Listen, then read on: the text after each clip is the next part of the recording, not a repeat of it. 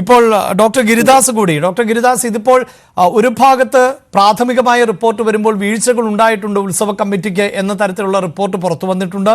അതിൽ ഇടച്ചങ്ങല ഉപയോഗിച്ചിട്ടില്ല, അതോടൊപ്പം തന്നെ വെടിക്കെട്ടുമായി ബന്ധപ്പെട്ട്. പക്ഷേ ക്ഷേത്രം കമ്മിറ്റിയുടെ ഭാഗമായിട്ടുള്ള അല്ലെങ്കിൽ ഉത്സവാഘോഷ കമ്മിറ്റിയുടെ ഭാഗമായിട്ടുള്ള ജ്യോതിഷ് പറയുന്നത് അങ്ങനെ ഒരു വെടിക്കെട്ട് നടന്ന സമയമല്ലാതെ അത് ഈ ദേശം വരവുകാർ പടക്കം പൊട്ടിച്ച സമയത്താണ് എന്നൊക്കെയാണ്. ഇതിപ്പോൾ വലിയ ആശയക്കുഴപ്പമുണ്ടാക്കുന്ന ഒന്നാണ്. ഈ ആന തൊട്ടടുത്ത് നിന്ന് ആനയെ കുത്തി എന്നത് യാഥാർത്ഥ്യവുമാണ്. എന്താണ് താങ്കൾക്ക് ഇതിൽ നിന്ന് മനസ്സിലാക്കാൻ സാധിക്കുന്നത്? ഈ ഉത്സവങ്ങളിൽ ഇതിപ്പോൾ ഒരു സംഭവം മാത്രമല്ല, ഈ കഴിഞ്ഞ ദിവസങ്ങളിലൊക്കെ ഇങ്ങനെ ആന വിരണ്ടോടുന്ന ഒരു സാഹചര്യം ഉണ്ടാകുന്നു. എന്താണ് ഇതിന് കാരണമെന്നാണ് താങ്കളുടെ നിഗമനം? നമുക്കറിയാം, ഉത്സവകാലം വന്നു, അപകടരഹിതമായ ഒരു ഉത്സവം അല്ലെങ്കിൽ ആ ഒരു പശ്ചാത്തലം ഒരുക്കുക എന്നുള്ളതാണ് നമ്മുടെ എല്ലാവരുടെയും ആവശ്യം. ഇവിടെ നമുക്കറിയാം, 2 ആനകളാണ് അന്നത്തെ ചടങ്ങിൽ പങ്കെടുത്തത്. അത് ഗുരുവായൂർദാസിന്റെ ഗോകുലും പീതാംബരനും. അത് നമുക്കറിയാം, അകലമൊക്കെ ആവശ്യത്തിന് ഉണ്ട്. പക്ഷെ പെട്ടെന്നൊരു പ്രകോപനവും ഇല്ലാതെ പീതാംബരൻ ഗോകുലിനെ കയറി കുത്തുകയാണ് ഉണ്ടായത്. അവിടെ നേരത്തെ പറഞ്ഞ മാതിരി ആനയ്ക്ക് മറ്റൊരു ആനയെ കണ്ട കുത്താൻ ഒരു താല്പര്യമുണ്ട്, അത് നിൽക്കട്ടെ. പക്ഷെ ഇടച്ചങ്ങലയൊക്കെ സാധാരണഗതിയിൽ നമ്മൾ ഉത്സവത്തിന് നിർത്തുമ്പോൾ ഇടാൻ പറയും. കാരണം ഇടച്ചങ്ങലയൊക്കെ ഒരു പ്രൊട്ടക്ഷനാണ്. പെട്ടെന്ന് ചാടി പാപ്പാന്റെ കൈകളിൽ മാത്രം ഒരു പൊതുവേദിയിൽ നിൽക്കുമ്പോൾ നമ്മൾ ക്യാപ്റ്റൻ മാനൻ റൂള് പറയുന്ന മാതിരി ആനകൾക്ക് മതിയായ ഒരു സംരക്ഷണത്തിന് ചങ്ങലകൾ നിർബന്ധമാണ് എന്ന് തന്നെ നിയമത്തിൽ പറയുന്നുണ്ട്. അപ്പോൾ ആ ഇടച്ചങ്ങലയുടെ ഒരു കുറവ് കൊണ്ട് പെട്ടെന്ന് ആന അക്രമാസക്തനായി ഗോകുലിനെ കുത്തുകയാണ് ഉണ്ടായത്. അതിൽ നിന്നുണ്ടാവുന്ന ജനങ്ങൾ പേടിച്ച് ഭീതിയായി പിന്നെ ഉണ്ടാവുന്നത് സ്റ്റാമ്പേഡിങ്. അത് ഇവിടെ ബിൽഡിങ്ങിലാണ് ചെന്നുപെട്ടതും അത് തകരുകയും ആളുകൾ മരിക്കുകയും അത് വലിയൊരു ദുഃഖകരമായ സംഭവമാണ്. പക്ഷെങ്കിൽ പോലും ആനയെ അപകടരഹിതമായ ഒരു ഉത്സവം നടത്താനായിട്ട് പാപ്പാന്മാരുടെ ഒരു നല്ലൊരു ശ്രദ്ധ തന്നെ വേണം. കാരണം അവരുടെ ഒരു ചെറിയൊരു അശ്രദ്ധ മതി വലിയൊരു അപകടത്തിലേക്ക് നീങ്ങാനായിട്ട്. അപ്പൊ നമുക്ക് ആ ചിത്രങ്ങൾ പരിശോധിച്ചാൽ അവർ കൃത്യമായിട്ട് തന്നെയാണ് അതിനെ 2 പാപ്പന്മാര് അപ്പുറത്തും ഇപ്പുറത്തും നിന്ന് കൊണ്ടുവരുന്ന രംഗങ്ങളൊക്കെ നമുക്ക് കാണാൻ സാധിക്കും. പക്ഷെ അവിടെ പെട്ടെന്ന് എന്തൊരു പ്രകോപനം സംഭവിച്ചിട്ടുണ്ട്. അതെന്താണ് എന്നുള്ളത് ഇപ്പോഴും ആർക്കും പറയാൻ പറ്റില്ല. കാരണം ഇപ്പോഴും അറിയാലോ, സോഷ്യൽ മീഡിയയിലൊക്കെ പലതും പല രീതിയിൽ വരുന്നുണ്ട്. ആനയെ പ്രകോപിപ്പിക്കാനായിട്ട് ഒരു കൂട്ടര് നടക്കുന്നുണ്ട്. ആനയെ എങ്ങനെയെങ്കിലും ഇത്തരം ചടങ്ങിൽ നിന്ന് അവസാനിപ്പിക്കാനായിട്ട് ഒരു വിദേശ NGO-കളുടെ സഖ്യം കൂടെ നടക്കുന്നുണ്ട്. ഇതെവിടെയാണ് ഇതിന്റെ പ്രശ്നമെന്ന് നമ്മൾ പഠിക്കേണ്ടതുണ്ട്. കാരണം അവിടെ ഒരു പ്രൊട്ടക്ഷൻ ഒരാളുകൾക്ക് അവിടെ നേരത്തെ 5-6 ആനകൾ പങ്കെടുത്തിട്ടുള്ള പ്രോഗ്രാംസ് നടന്നിട്ടുള്ളതാണ്. ഞാൻ അതായത് താങ്കൾ പറയുന്നത് ബോധപൂർവമായ ശ്രമങ്ങൾ നടന്നിട്ടുണ്ടോ എന്ന് പോലും സംശയിക്കണം എന്നാണ്. കാരണം ആ അമ്പലത്തിൽ ആനടച്ചിട്ട് ഞാൻ പണ്ട് മൈക്കോടി വയ്ക്കുമ്പോൾ എനിക്ക് ഓർമ്മയുണ്ട്, ഒരു വീട്ടിൽ നിന്നിട്ട് ഞാൻ മൈക്കോടി വെച്ചിട്ട്. അപ്പൊ അത്രയും അവര് വളരെയധികം സ്നേഹിക്കുന്ന ആനയെ ആരാധിക്കുന്ന ഒരു വിഭാഗക്കാരാണ്. പക്ഷെ ഇവിടെ ഒരു ആന മറ്റേ ആനയെ കണ്ടപ്പോൾ ചാടി കുത്തുന്നവർ അതിനിടയിൽ ഉണ്ടാവുന്ന പടക്കത്തിന്റെ ഒരു പ്രകോപനവും അവിടെ വന്നിട്ടുണ്ട്. ഇതൊക്കെ കൂട്ടി വായിക്കുമ്പോൾ അത് എങ്ങനെ നമ്മൾ ആനയുടെ ബന്ദോബസ്ത് അത് കൃത്യമായി പാലിക്കേണ്ടതുണ്ട്. അതിൽ തർക്കമില്ല. അത് അവർ പാലിച്ചിട്ടുണ്ടോ? പാപ്പന്മാരെ ഇടച്ചങ്ങല ഇട്ടിട്ടുണ്ടോ? മെയ്ച്ചങ്ങല എന്തായാലും ഉണ്ടാവും. ഇടച്ചങ്ങല 2 നടകൾ കൂട്ടി. പക്ഷെ ഇത് നടന്നു വരുന്ന ഒരു ചടങ്ങാവുമ്പോൾ അത് നടന്ന് എവിടെയെങ്കിലും നിന്ന് കഴിഞ്ഞാലാണ് ഇടച്ചങ്ങല അവർ സാധാരണഗതിയിൽ ഇടാറ്.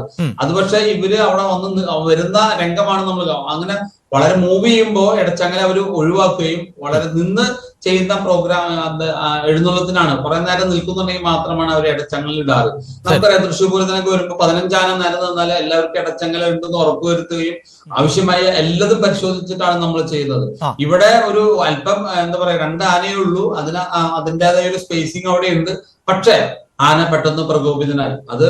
പ്രകോപിതനായതിന്റെ പിന്നാലെ ജനങ്ങൾ ഭീതിയോടെ പല സ്ഥലത്തേക്ക് പോവുകയും അപകടം ഉണ്ടാവുകയും ചെയ്തു. ഇത് ഉണ്ടാവാതിരിക്കാൻ ശ്രമിക്കേണ്ടത് ആനയ്ക്ക് മതിയായ വിശ്രമം ഉണ്ടെന്നാണ് നമുക്ക് അറിയാൻ കഴിഞ്ഞത്. അതുപോലെ തന്നെ ഭക്ഷണം അത് കിട്ടിയിട്ടുണ്ട്. പക്ഷെ ഇവിടെ എന്തോ ഒരു പ്രകോപനം കയറി വന്നതാണ് ഇതിന്റെ എല്ലാത്തിനും കാരണം എന്നുള്ള തർക്കമില്ല. അത് അവിടെ വെടിക്കെട്ടിന്റെ കാര്യം നേരത്തെ സംസാരിച്ച പോലെ അമ്പലത്തിന്റെ വെടിക്കെട്ടല്ല, മറിച്ച് വേറെ അവിടെ വരുന്ന ആളുകൾ രണ്ടുപേരുടെ മത്സരത്തിന്റെ ഭാഗമായി പൊട്ടിക്കുന്ന വെടിക്കെട്ടാണ്.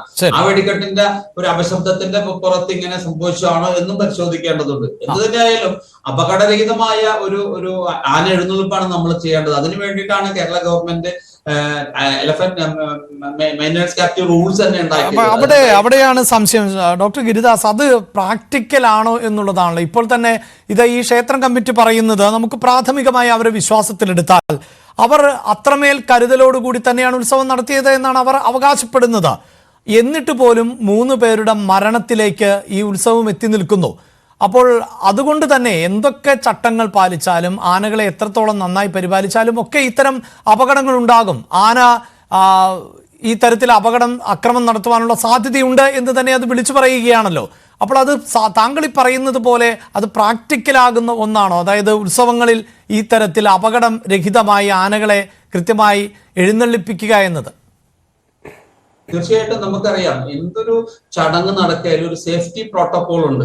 ഇപ്പോൾ തൃശ്ശൂർ പൂരത്തിലാണെങ്കിൽ നമ്മൾ ആ 3 ദിവസം പഴയ ബിൽഡിങ്ങുകൾ ഉണ്ടെങ്കിൽ അവിടെ ആളെ കയറ്റണ്ടെന്ന് പറയും. കാരണം ഒരു ജനങ്ങൾ കൂടിക്കഴിഞ്ഞാൽ എന്തും സംഭവിക്കാം. ഒരു സ്റ്റാമ്പേഡ് ഉണ്ടാവാതിരിക്കാൻ എന്തൊക്കെ നമ്മൾ ചെയ്യണം, ഒരു പരിഹാര മാർഗങ്ങൾ, സേഫ്റ്റി മെഷേഴ്സ് നമ്മൾ എവിടെയെങ്കിലും എടുക്കണം.